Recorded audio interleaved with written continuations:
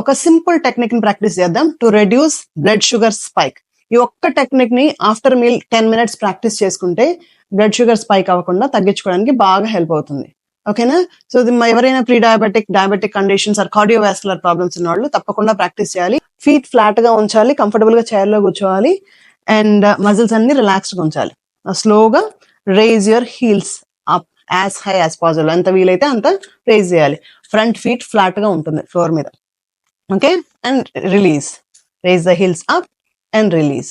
So ఇలా heels raise చేస్తాం, release చేస్తాం, హీల్స్ రేజ్ చేయాలి, రిలీజ్ చేయాలి. సో ఇలా హీల్స్ రేజ్ చేసి రిలీజ్ చేసినప్పుడు అక్కడ మనకి కాఫ్ మజిల్ బాగా స్ట్రెచ్ అవుతుంది, అక్కడ సోలియస్ మజిల్ ఉంటుంది.